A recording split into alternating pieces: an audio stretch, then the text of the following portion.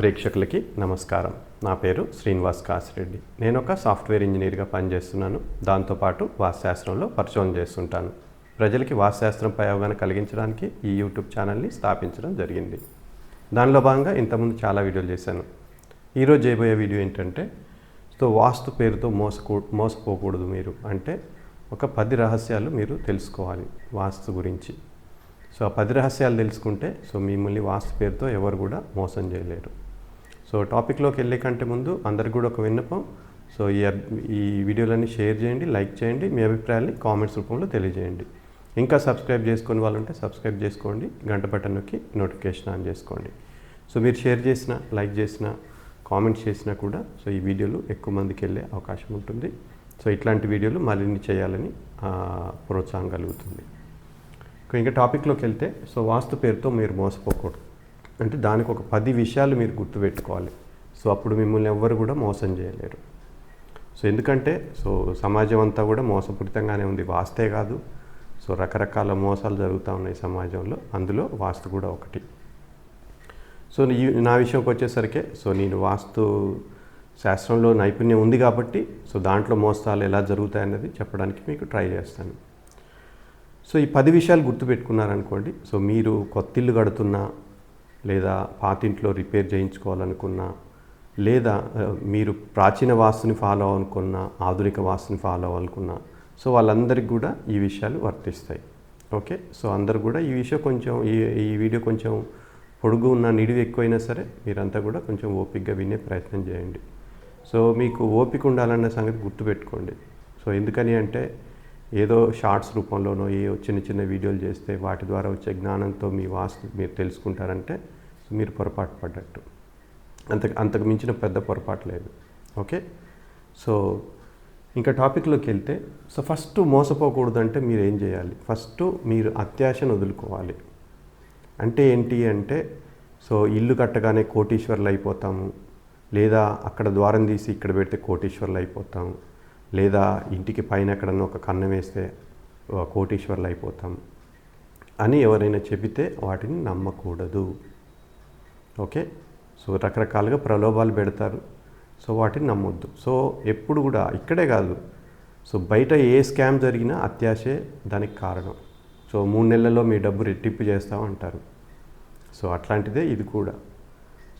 వాస్తులో కూడా ఈ విషయాలు వర్తిస్తాయి. అత్యాశ ఎప్పుడు కూడా పనికిరాదు. ఓకే. నిజం ఒక రియాలిటీ మీద ఉండాలి ఎప్పుడైనా సరే. తర్వాత రెండోది భయం. భయం ఎలా పెడతారంటే ఇక్కడ ద్వారం పెడితే ఏదో జరిగిపోతుంది. ఓకే. ఉదాహరణకి ఈశాన్య ద్వారాలు దరిద్రం, అక్కడ పెడితే ఏదో జరిగిపోతుంది అని చెప్పి ఇట్లా భయపెట్టే అవకాశం ఉంది మిమ్మల్ని. ఓకే. భయపడాలి. ఎప్పుడు భయపడాలి? నాగుపామును చూస్తే భయపడాలి, వానపామును చూస్తే భయపడకూడదు. వాయువ్యంలో సెప్టిక్ ట్యాంక్ ఉంది, ఆగ్నేయంలో సెప్టిక్ ట్యాంక్ ఉంది, భయపడాలి.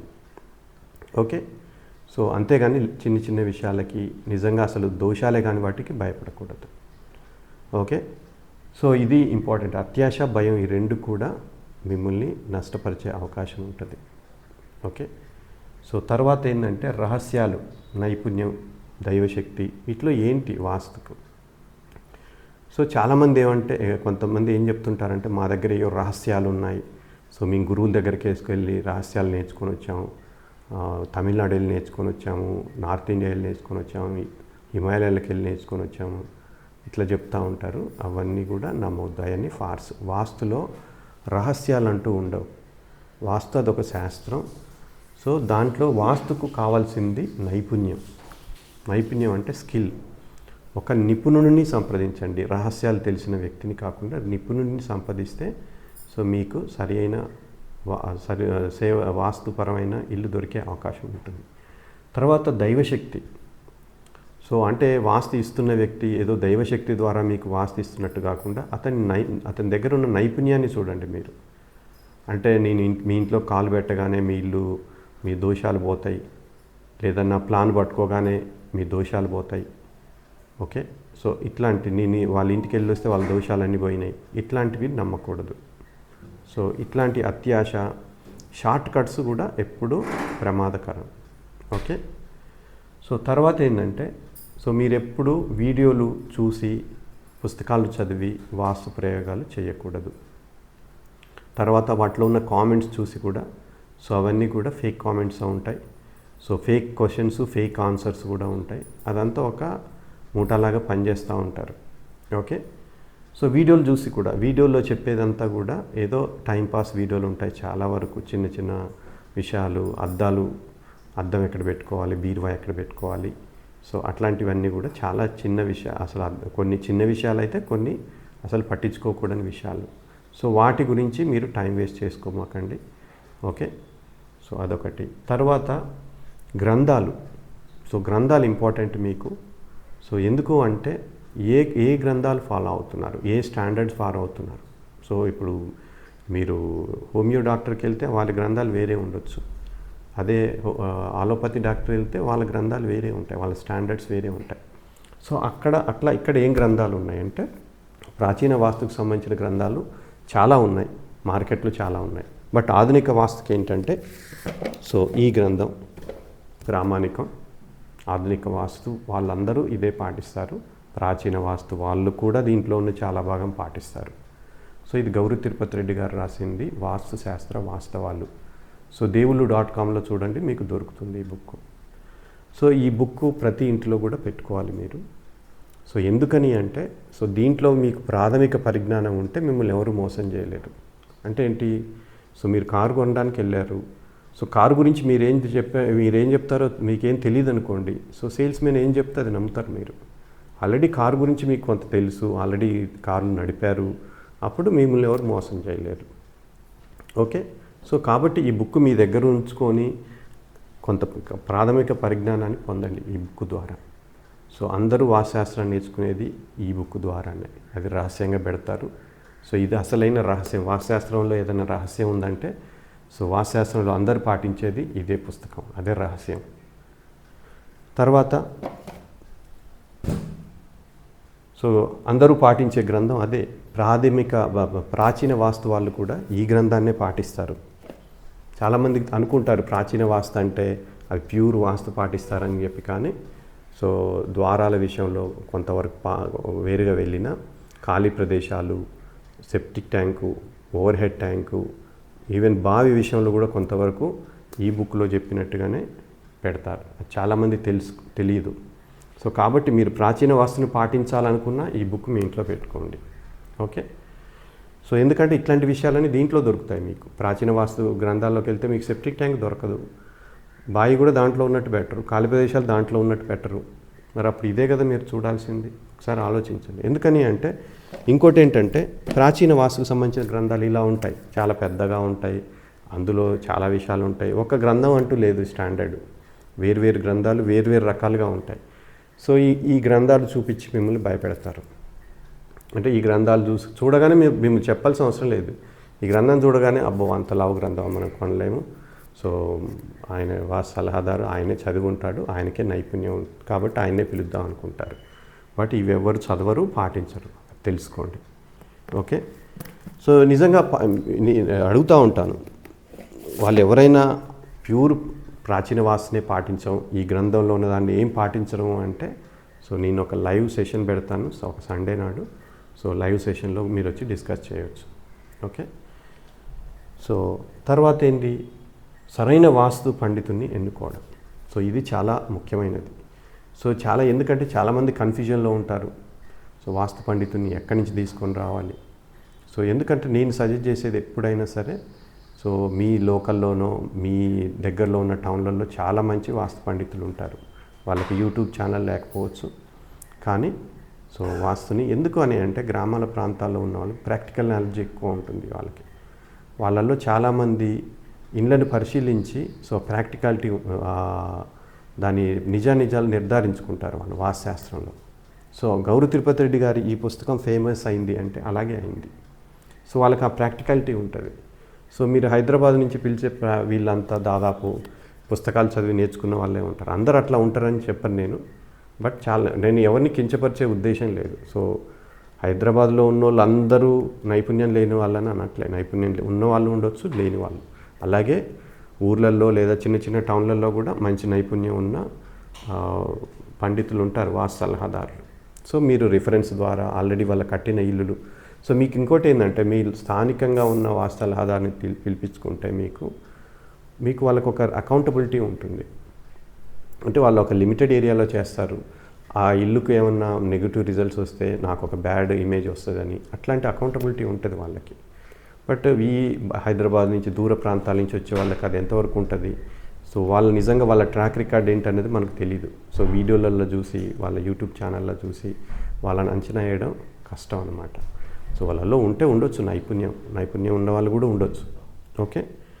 సో తర్వాత వాళ్ళల్లో స్కాముల్లో కూడా ఇరుక్కోకుండా ఉండాలి. వాళ్ళ ఫీజుల విషయంలో కొంతమంది ఫీజు తీసుకొని సలహాలు ఇవ్వకుండా రాకుండా ఎగ్గొట్టేవాళ్ళు, తర్వాత 2 సార్లు ఫీజులు వసూలు చేసేవాళ్ళు. సో ఇట్లాంటి వాళ్ళు కూడా ఉంటారు. తర్వాత ఏంటంటే ఇంకా కొన్ని ఇష్యూస్ కూడా జరిగినాయి. సో నా ఎక్స్పీరియన్స్ ఒకటి చెప్తాను. సో మేము ఒక పండితుని పిలిపించాము హైదరాబాద్ నుంచి, పేరు అనవసరం అనుకోండి. సో మా బంధువులదే. అయితే ఆ ఇల్లు పక్కన ఇల్లు ఉంది, ఇంటి పక్కన ప్లేస్ కూడా ఖాళీ ఉంది, దాంట్లో ఒక గోడౌన్ లాంటిది ఉంది. సో వీళ్ళు ఏమడిగారు అంటే, సో ఆ ఇల్లు అంతా ఏదో పిలిపించారు. సో ఆ ఇంట్లో ఏమైనా దోషాలు ఉంటే చెప్పారు. సో వాటిని పాటించకపోవడం అనేది వేరే విషయం.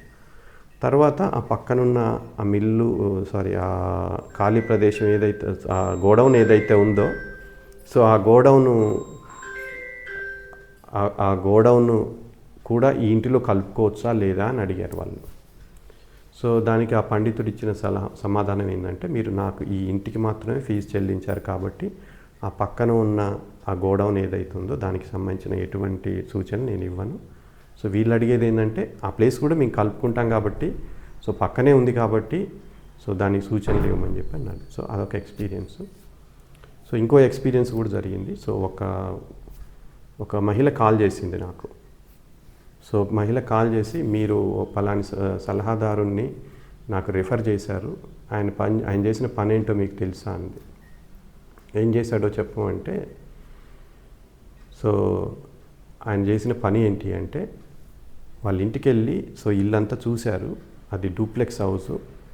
సో ఇంకా పైకి వెళ్ళి చూద్దాము అంటే, సో మీరు ఇచ్చిన ఫీజు కేవలం గ్రౌండ్ ఫ్లోర్ వరకే పనిచేస్తుంది, పైకి వెళ్ళి చూడను అని చెప్పి నిరాకరించాడు. సో అది జరిగింది. సో దానికి ఎంత సలహాలు ఇచ్చాడు, సూచనలు ఇచ్చాడు అన్నది వేరే సంగతి. సో దానికి ఏంటంటే, ఆవిడ మీరే చెప్పారు ఆయన పేరు నాకు అన్నది. అయితే ఏంటంటే, ఇందాక చెప్పిన ఎగ్జాంపుల్ ఉంది కదా, ఆ పండితుడు ఈ పండితుడు ఒకడే. సో ఇట్లాంటి స్కామ్స్ కూడా జరుగుతాయి కాబట్టి మీరు వాళ్ళతో మాట్లాడేటప్పుడు జాగ్రత్తగా మాట్లాడుకొని, సో ఇది ఏంటి అంటే, సో వాస్తు సలహాదారుల గౌరవం పెరగాలంటే సో ఇలాంటి స్కాములు జరగకుండా ఉండడం మంచిది. అందులో ప్రజలు కూడా జాగ్రత్తగా ఉండాలి. ఓకే. తర్వాత స్థల సేకరణ. సో స్థలాన్ని ఎన్నుకోవడం చాలా ముఖ్యమైన విషయం.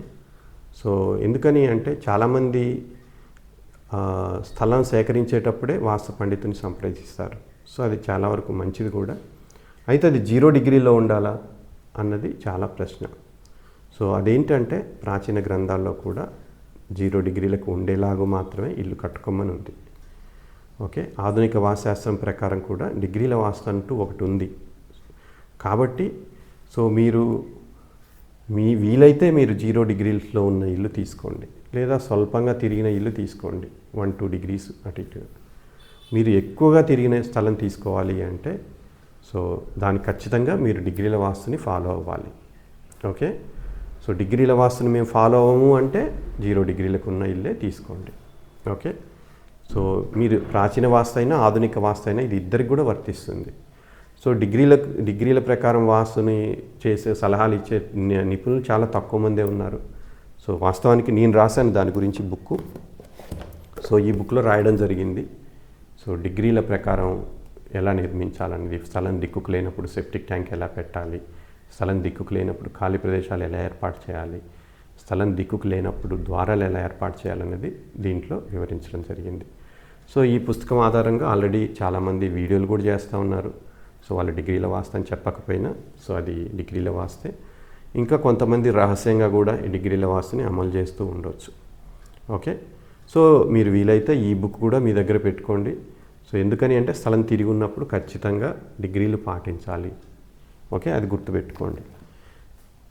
ఏదో 0 degrees ఉన్న స్థలం కొనండి, లేదా డిగ్రీల వాస్తుని పాటించండి. అది ఏ వాస్తు అయినా, ప్రాచీన వాస్తు అయినా ఆధునిక వాస్తు అయినా. సో బుక్ చూపించి చెప్పాను, బుక్లో ప్రాచీన గ్రంథాల్లో కూడా స్థలం 0 degreesకి ఉండేలాగా ఉండాలని ఉంది. ఓకే, తర్వాత మీరు ఆధునిక వాస్తుకి వెళ్తారా, ప్రాచీన వాస్తుకి వెళ్తారా? సో అది మీ ఇష్టం. బట్ అందులో ఏది కూడా ప్యూర్గా ఉండదు. అది చాలామంది తెలుసుకోరు.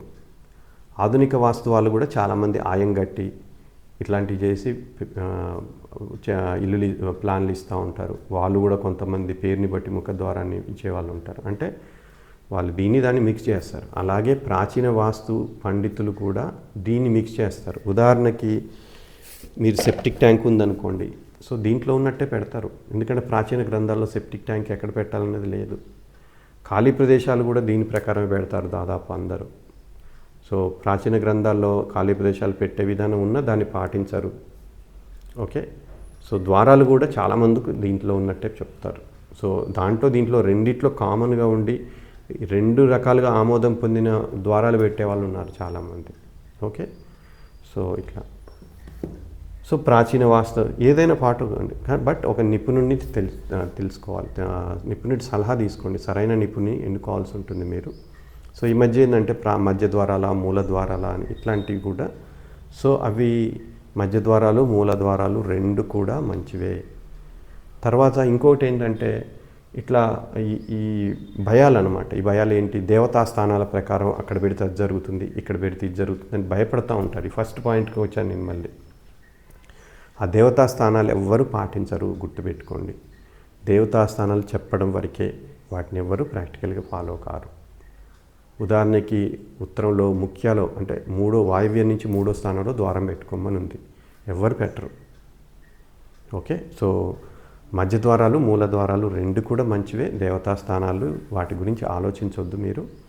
సో మధ్య ద్వారాలు పెట్టాలి అంటే పెద్ద ఇల్లు 3 గదులు ఉంటే ముఖ భాగంలో మధ్య ద్వారం పెట్టుకోండి, లేకుంటే మూల ద్వారం పెట్టుకోండి.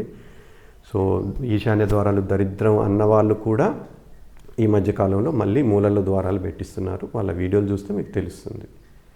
ఓకే, తర్వాత సో అలా ఉన్న ఈ వీడియోలు మార్పించారు. ఇంతకుముందు ఈశాన్యంలో ఉన్న ద్వారాలు మధ్యలోకి మార్పించిన వాళ్ళు ఇప్పుడు మార్పించడం లేదు, ఈశాన్యంలోనే ఉంచుతున్నారు. ఇంకా కొత్తగా మూలలో ద్వారాలు, దక్షిణాగ్నేయంలో ద్వారాలు పెడతా ఉన్నారు. ఓకే, సో తర్వాత ఇట్లాంటివి అత్యాశ అంటే అక్కడ ఒక చిన్న కన్నం పెడితే కోట్లు వస్తాయి. సో ఇట్లాంటి వీడియోలు కూడా చేసేవాళ్ళు ఉన్నారు. ఒక్క ద్వారంతో 100% సక్సెస్, ఒక ద్వారంతో కోట్లు, అవన్నీ కూడా అత్యాశ. అట్లాంటి వాటికి దూరంగా ఉండండి. వాస్తు అన్నది సమగ్రంగా ఉంటుంది. అంటే ఒక మనిషి ఆరోగ్యంగా ఉండాలంటే షుగర్, బీపీ, థైరాయిడ్ అన్నీ కరెక్ట్గా ఉండాలి. కొన్ని వందల పారామీటర్స్ ఉంటాయి బాడీలో. అవన్నీ ఉంటేనే మనిషి హెల్త్గా ఉంటాడు. ఒక షుగర్ సరిగ్గా ఉంది అంటే బాగుండదు. అలాగే వాస్తు కూడా అన్ని దిక్కుల్లో దోషాలు లేకుండా కరెక్ట్గా ఉంటే మీకు మంచి రిజల్ట్స్ వస్తాయి. అంతేగాని అక్కడ ఒక ద్వారం పెడితే అన్నీ పోతాయి, పైన ఒక కన్నం పెడితే అన్ని నష్టాలు పోతాయి, అన్ని ప్రాబ్లమ్స్ సాల్వ్ అవుతాయి, జబ్బులు పోతాయి అన్నది అది భ్రమ. సో అదొక పెద్ద స్కాము. సో దాంట్లో అట్లాంటి వాటిలో ఇరుక్కోమాకండి మీరు. తర్వాత పాతిళ్ళు. సో ఒకవేళ మీకు కష్టాలు, ఇబ్బందులు వచ్చి పాతిళ్ళు సరిచేయాలి వాస్తు ప్రకారము అంటే, సో అప్పుడు మీరు ఖచ్చితంగా ఆధునిక వాస్తు వాళ్ళనే సంప్రదించండి. ఎందుకని అంటే ఆధునిక వాస్తు అది రిజల్ట్ ఓరియంటెడ్గా ఉంటుంది. ఇక్కడ ద్వారం పెడితే ఈ ఫలితం, ఇక్కడ ద్వారం పెడితే ఈ ఫలితం అని స్పష్టంగా చెప్తుంది. అది చాలామంది అంగీకరిస్తారు కూడా, ప్రాచీన వాస్తు వాళ్ళు కూడా. సో తర్వాత రెమెడీస్కి దూరంగా ఉండండి. అంటే ఏంటి అంటే అక్కడ ఒక బొమ్మ పెడితే ఏదో జరుగుద్ది, తర్వాత ఈ బొమ్మలు లక్ష్మీదేవి బొమ్మ పెడితే ఏదో అవుతుంది, అక్కడ గోడకి హార్స్ బొమ్మ, గుర్రాల బొమ్మలు పెట్టండి, సూర్యుని బొమ్మలు పెట్టండి, అవన్నీ ఫేక్. అట్లాంటి వాటికి దూరంగా ఉండండి. తర్వాత ఎక్కడన్నా ఇంట్లో ఉండకూడని చోట ఒక టాయిలెట్ ఉంటే అక్కడ ఒక టేప్ వేస్తాము, రెడ్ టేపు, గ్రీన్ టేప్ వేస్తాము. అవన్నీ ఏ గ్రంథాల్లో కూడా ఉండవు, అవంతా ఫేక్. ఓకే, తర్వాత అపోహల ఆధారంగా సలహాలు. సో వాస్తు సలహాదారుడు ఒక ప్లాన్ ఇస్తాడు. సో పక్కింటోళ్ళు, ఇంట్లో బామ్మర్దులు వీళ్ళు వచ్చి సో దాంట్లో ఏళ్ళు పెడతా ఉంటారనమాట. సో ముఖ్యంగా స్థలం దిక్కుకు లేనప్పుడు ఈ సమస్యలు ఎక్కువ వస్తూ ఉంటాయి. నేను ప్లాన్లు ఇస్తుంటాను, వాళ్ళు అది అడుగుతూ ఉంటారు, వాళ్ళు ఇంకోటి చెప్తారు. సో అది దిక్కుకు లేనందువల్ల దీని విషయం వేరే అని చెప్పి దాన్ని వివరించడానికి నానా ఇబ్బందులు పడాల్సి వస్తుంది.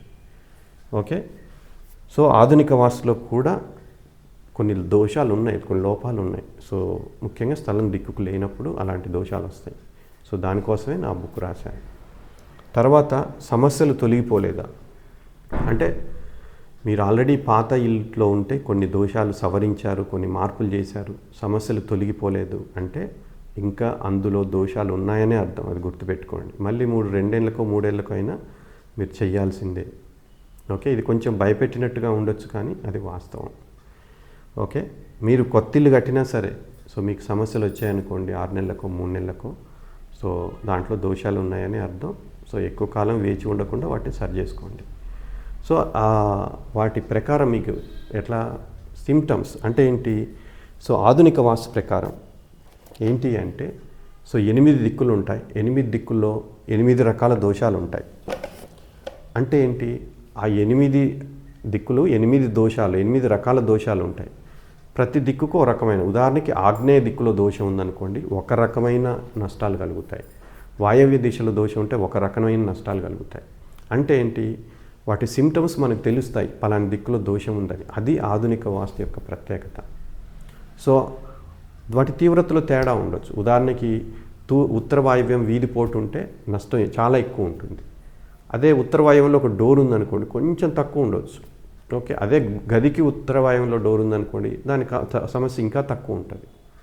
ఓకే, వాయువ్యంలో గొయ్యి ఉందనుకోండి, చాలా తీవ్రమైనది అది. సో ఇట్లా వాటి తీవ్రతలో తేడా ఉండొచ్చు. బట్ ఆ 8 దిక్కులు 8 రకాలు, ఇది గుర్తుపెట్టుకోండి మీరు ఎప్పుడు కూడా. సో వాస్తుశాస్త్రంలో దిక్పాలకులు ఉంటారు, 8 దిక్కులు ఉంటాయి, 8 మంది దిక్పాలకులు ఉంటారు, 8 రకాల దోషాలు ఉంటాయి. ఇది చాలా సింపుల్.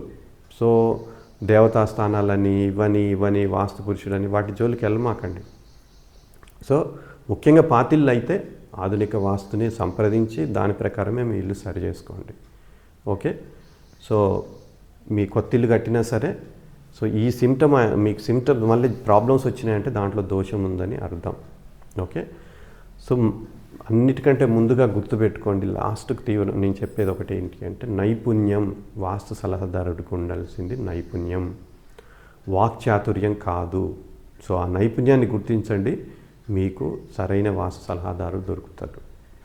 ఓకే, సో ఈ 10 విషయాలు మీరు గుర్తుపెట్టుకోండి. మిమ్మల్ని ఎవ్వరు కూడా వాస్తు పేరుతో మోసం చేయలేరు. సో వాస్తు స్కామ్లకు దూరంగా ఉండండి. ఓకే, నమస్తే.